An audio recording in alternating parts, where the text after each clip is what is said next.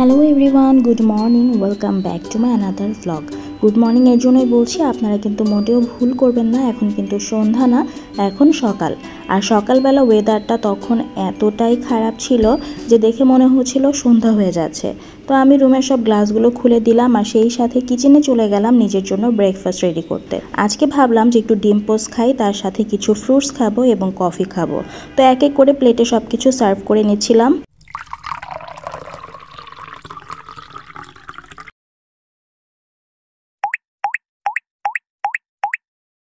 So এই তো আমার ব্রেকফাস্ট প্লেটে নিয়ে চলে আসলাম আর ডিম পোস্ট খাবো। ডিম পোস্ট কিন্তু আমার আগে একদমই ভালো লাগতো না। ডিম পোস্টকে আমার কোনো ধরনের ডিমই ভালো লাগতো না, বাট ইদানিং খাই। তার সাথে পছন্দের ড্রাগন ফ্রুট তো আছেই, আর এখন কফিটাও খাবো। হঠাৎ করেই দেখলাম আকাশের অবস্থা একদম 12টা বেজে গেছে। মনে হচ্ছিল অনেক জোরে সোরে তুফান শুরু হয়ে যাবে, তাই কফিটা রেখে বারান্দায় চলে গিয়েছিলাম কাপড়গুলো সব নিয়ে আসতে। আর এখানে ফার্নিচার অবস্থা দেখেন, এত পরিমাণে ডাস্ট হয়ে গেছে যে কি বলবো। ফার্নিচার আসলে একদিন পর পর মুছলেও এতটা পরিমাণে ধুলাবালি হয়ে যায়, মনে হয় যে কত বছর ধরে ফার্নিচারগুলো মোছা হয় না। কিন্তু রিয়ালিটি মোটেও তা না, একদিন পর পরই মুছতে হয়। আর এখন ওয়েদার তো আচমকাই খারাপ হয়ে যায় আর অনেক বাতাস শুরু হয়ে যায়, যার কারণে ঘরে অনেক ধুলাবালি জমে যায়। এই জন্য ফার্নিচারগুলোও ময়লা হয়ে যায়। উঠে গেছো? এর মধ্যে কিন্তু আমার জান বাচ্চা উঠে আমার কাছে চলে এসেছে। ভালো হয়েছে। স্বপ্ন দেখেছো? আজকে স্বপ্ন দেখোনি? ওকে, তাহলে তো ঘুমটা ভালোই হয়েছে, তাই না? তাহলে এখন একটু ফ্রেশ হও, ফ্রেশ হয়ে ব্রেকফাস্ট করতে হবে না? ঠিক আছে, আমি কাজটা করি, তুমি ফ্রেশ হও। আগে তুমি কি কাজ করছো? এই যে দেখো না, অনেক বেশি ডাস্ট হয়ে গেছে সব ফার্নিচারে, এগুলো একটু ক্লিন করি। তাহলে তাদের বুয়ান থেকে দিয়ে তো পয়সা পাবা। জান বাচ্চাকে বলছিলাম যে না, নিজের কাজ নিজেই করে নিই যতটুকু পারি। তারপর ওকে বললাম যাও তুমি ফ্রেশ হয়ে নাও, আমি আমার কাজগুলো শেষ করি। তারপর আবার লেগে পড়লাম ফার্নিচার ক্লিন করার কাজে। আর এরই মধ্যে বাহিরে কিন্তু মুষলধারে বৃষ্টি শুরু হয়ে গেছে। ফার্নিচার ক্লিন করা বাদ দিয়ে চলে গেলাম বৃষ্টি দেখতে।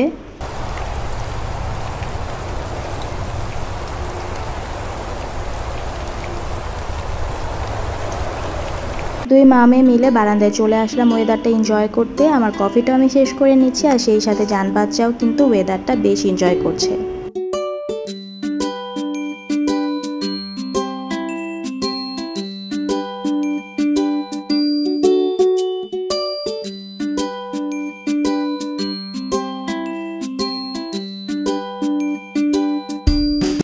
আর এখন জান বাচ্চাকেও ব্রেকফাস্ট দিতে হবে, তাই ওকেও ডিম পোস্ট করে দিচ্ছিলাম। ও কিন্তু ডিম পোস্টটা অনেক বেশি পছন্দ করে আর ও এইভাবে করে ডিম পোস্ট খেতেই ভালোবাসে। তো ওকে আমি ডিম পোস্টটা নিয়ে দিচ্ছিলাম, ও একা এখন খেয়ে নেবে।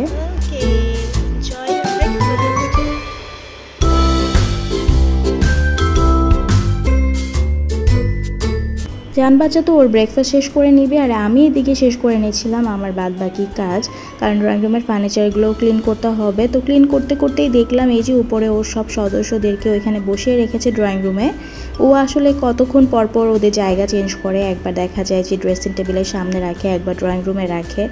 আর সোফার এই ফার্নিচারগুলো ক্লিন করতে করতে আমার একটা ক্যামেলের উপর চোখ পড়ে গেল, যেটা বড় চাচি আম্মু আর চাচু আব্বুরা যখন হজে গিয়েছিল তখন নিয়ে এসেছিল জান বাচ্চার জন্য। আর এই ক্যামেলটা দেখতে যেমন সুন্দর, তার থেকে সুন্দর হচ্ছে ক্যামেলের সাউন্ডটা। এই ক্যামেলটার ভেতর থেকে যে সাউন্ডটা আসে সেটা আমি আপনাদেরকে এখনই শোনাচ্ছি।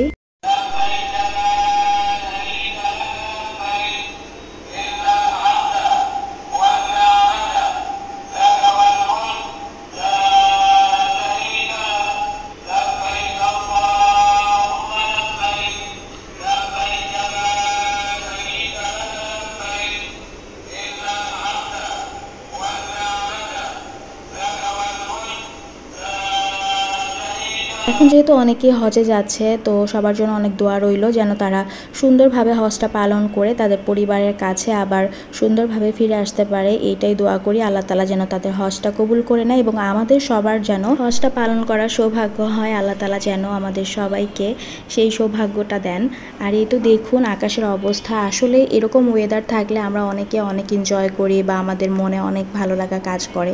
কিন্তু এমন অনেক মানুষ আছে যারা খেটে খায়, পানিতে যাদের ঘর বাড়ি তলিয়ে তলিয়ে যায় বা এখন কিন্তু অনেক বন্যা হচ্ছে। তো ওইসব মানুষদের জন্য আসলে অনেক মন থেকে দোয়া যেন তারা তাড়াতাড়ি এই বিপদটা থেকে উদ্ধার হয়ে আসতে পারে এবং সব কিছু যেন আগের মতো নর্মাল হয়ে যায়। আল্লাহ তাআলা যেন খুব তাড়াতাড়ি ঝড় বৃষ্টির হাত থেকে সবাইকে রক্ষা করে।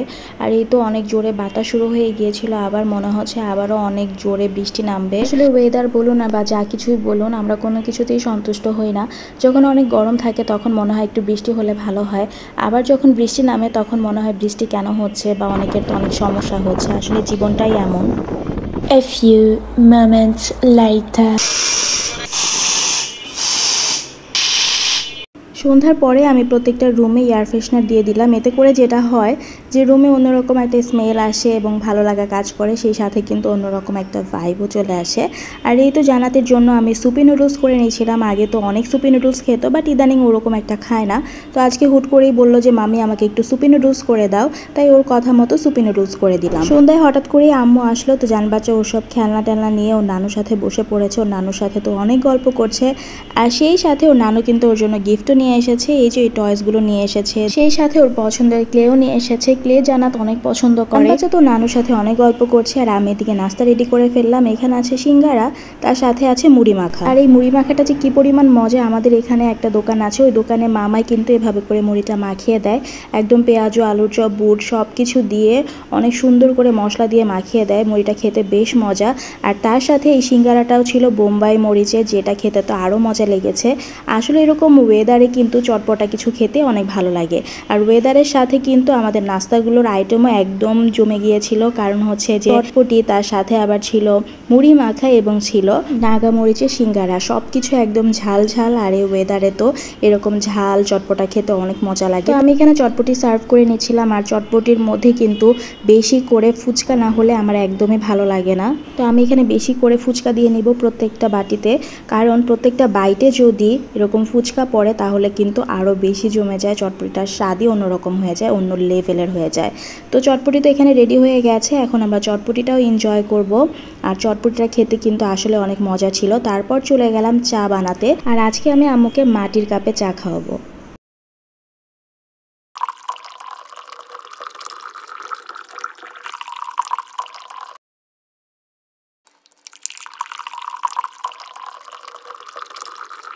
সো আমার চা তো একদম রেডি হয়ে গেছে। আর এরকম মাটির যদি জিনিসপত্র কোনো কিছু সার্ভ করা যায়, দেখতে কিন্তু অন্যরকম সুন্দর লাগে। আম্মু তো দেখেই বলছিল যে এই কাপগুলো তুই কোথায় পেলি, অনেক ভালো লাগছে দেখতে। দেখেন নানু তো চলেই গেল, কিন্তু নানু আমার জন্য ফ্রুটিকার জুস, লেস, আরেকটা লেস, কুরকুরে, আরেকটা কুরকুরে, এগুলো কিন্তু নিয়ে আসছে।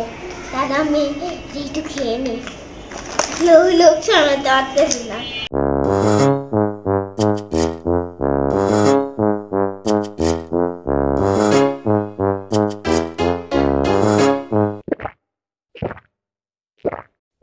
আম্মু চলে যাওয়ার পরে জান বাচ্চা এখানে ওর নানু রান্না জুসটাও খেয়ে নিল।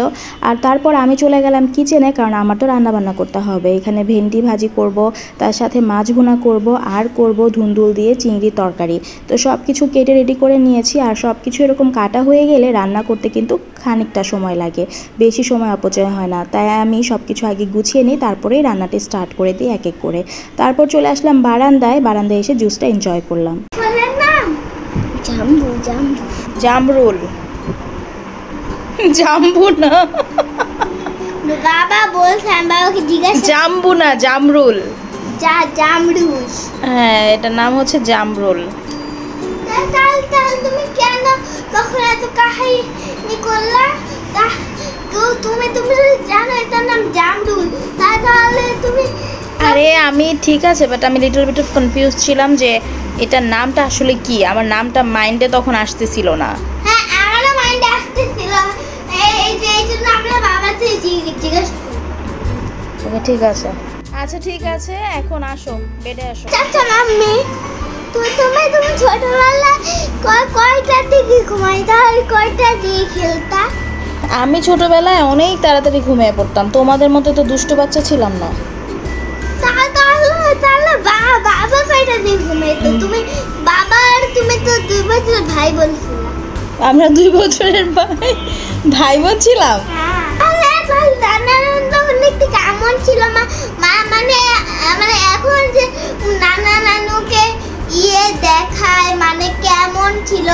নানাকে তো নানা একটা স্টোরি দিছিল, তো নানাকে দেখছি আর কি নানা কেমন ছিল। কেমন ছিল নানা বলো তো, নানাকে দেখতে কেমন লাগলো ওই পিকচারে?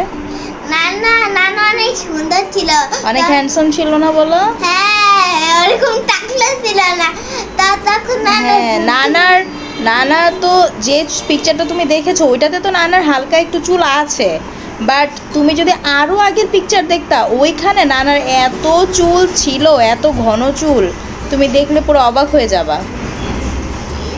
তাই বলে এত আর নানা তো এখন কোনো রাগই করে না, নানা আগে এত পরিমাণ রাগী ছিল, আমরা তো নানার সাথে কথা বলার মানে সাহসই পেতাম না, আমরা কি কেউই সাহস পেত না, এত পরিমাণে রাগী ছিল। বাট এখন তো তোমার নানা একদম সফট হয়ে গেছে, কোনো রাগই নাই, আর তখন অনেক রাগী ছিল, সবাই ভয় পেত তোমার নানাকে। কেন এই করবে, কারণ নানা তখন অসুস্থ। হ্যাঁ এটাই। সো নানার জন্য বেশি বেশি করে দোয়া করবা, নানা নানু দাদা দাদু সবার জন্য, ঠিক আছে? যখন তুমি এই যে রাতে ঘুমাতে আসবে, যে এখন যখন তুমি বেডে আসছো, তুমি এখন ঘুমাবা, তো ঘুমাতে যাওয়ার আগে কি করতে হয়? আল্লাহ তাআলার কাছে প্রে করতে হয়, আল্লাহ তাআলাকে সব কিছু বলতে হয়, তোমার মনের যদি কোনো উইশ থাকে, কোনো কিছু থাকে সেগুলো বলবে, তারপর সবার জন্য দোয়া চাইবে, তোমার নানা নানু দাদা দাদু বাবা মা, তারপর সবার জন্য, সব আত্মীয় স্বজন যারা আছে সবার জন্য।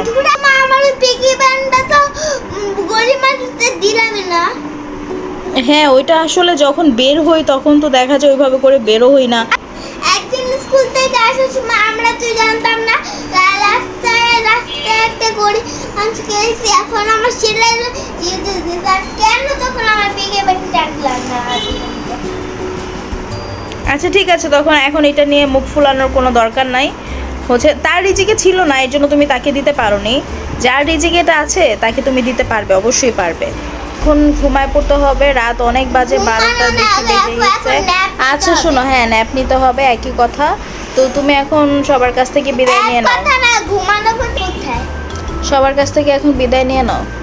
সবাই ভালো থাকবে, সুস্থ থাকবে, আর মাম্মির চ্যানেলটা ফলো করে দেবে, লাইক কমেন্ট শেয়ার এবং সাবস্ক্রাইব এবং লাইক কমেন্ট শেয়ার করে দেবে। সবাইকে বাই বাই।